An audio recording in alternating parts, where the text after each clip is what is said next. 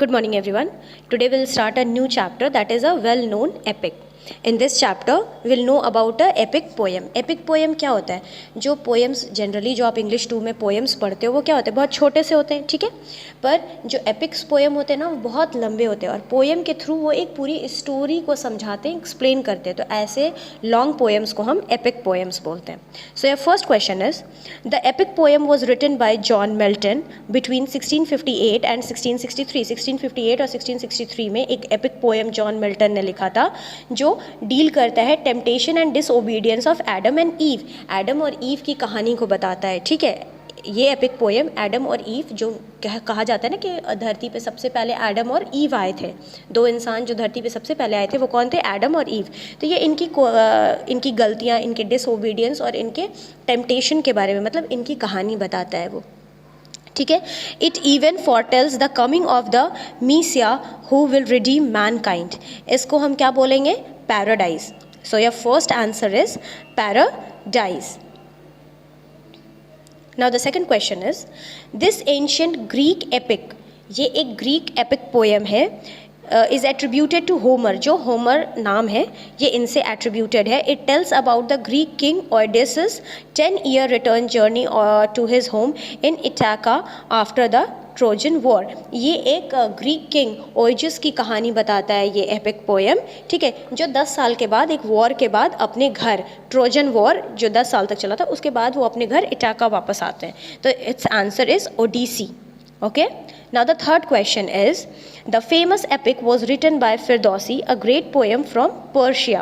It tells the story of many ancient Persian kings.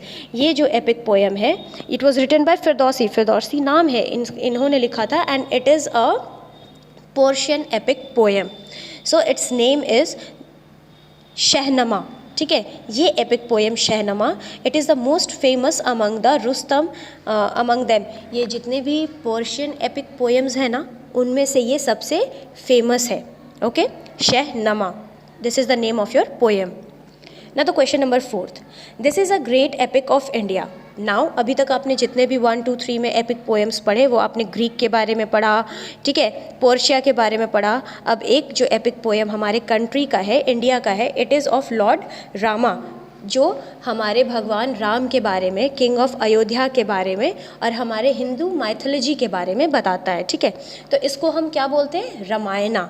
आप लोग सब जानते होंगे रामायणा के बारे में, it's a very common term, सबको पता है रामायणा क्या है। इनमें रामायणा में राम की पूरी कहानी लिखी हुई है जो कि अयोध्या के राजा थे। Now the 5th question is, this is the story of superhuman king of ancient kingdom of Babylonia. The script tell about the adventures he had with his friend in Enkidu. After the death of Enkidu, he set out first secret of immortality and it was written on clay tablets of Sumerian language. This is known as Epic of Gilgamesh.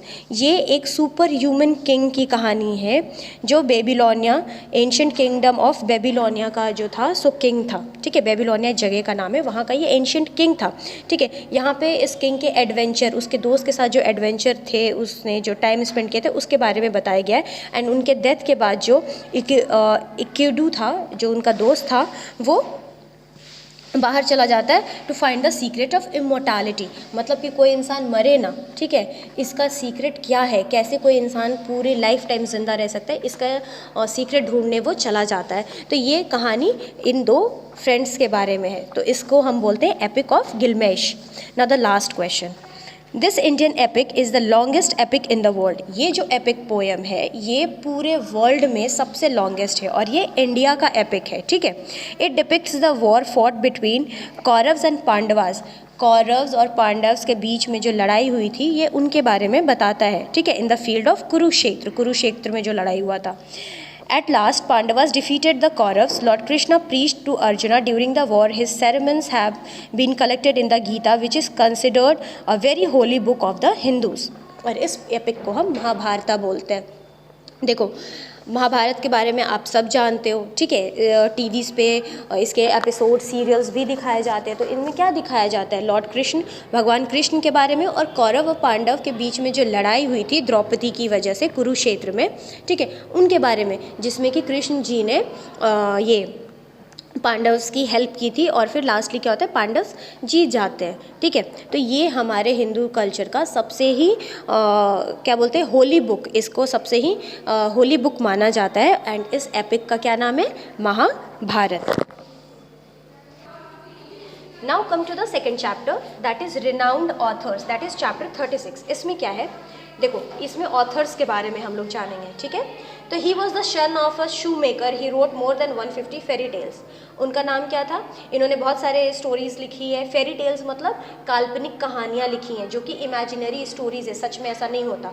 तो और वो एक शू maker, जूता बनाने वाले के सन थे वो। उनका नाम था हैंस क्रिस्टियन एंडरसन, ठीक है, हैंस क्रिस्टियन एंडरसन। इन्होंने बहुत सारे कहानी लिखी, like the little mermaid, the princess and the P, etcetera. Now the second question is, although no one knows for sure which year he was born, he is said to have lived for about 620 to 560 BC in ancient Greece.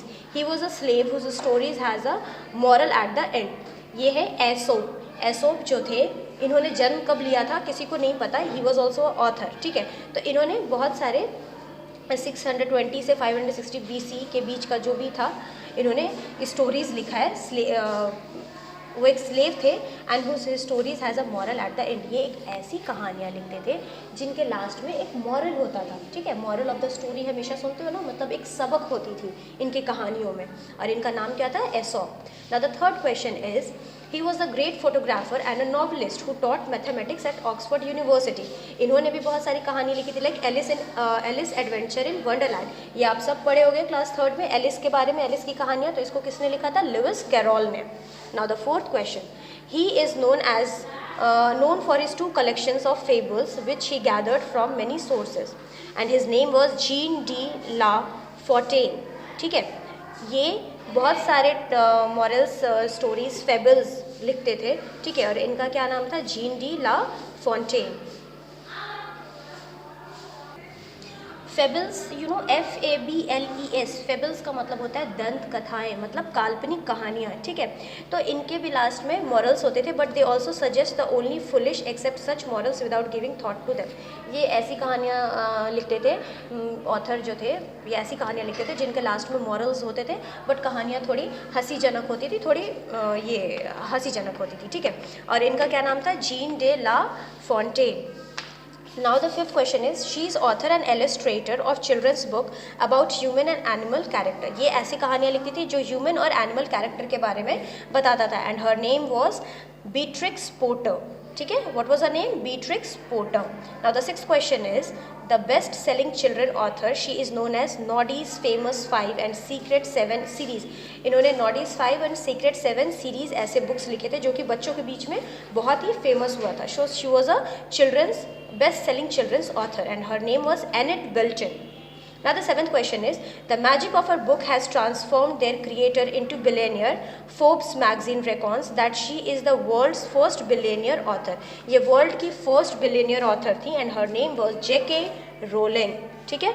Now eighth question is, these two brothers whose philologists and collectors of Germany fairy tales such as Hansel and Gretel, Hansel and Gretel's, ऐसी कहानियाँ इन लोगों ने लिखी थी। और ये एक collection है जर्मनी फेरी टेल का, मतलब जर्मनी की कहानियों का ये कलेक्शन है। एंड इन्होंने लिखा था, एंड ऑथर का नाम है ग्रिम ब्रदर्स। ये 2 भाई थे जो ये स्टोरीज लिखते थे, and his name was Grimm brothers. I hope you all might have understood till here.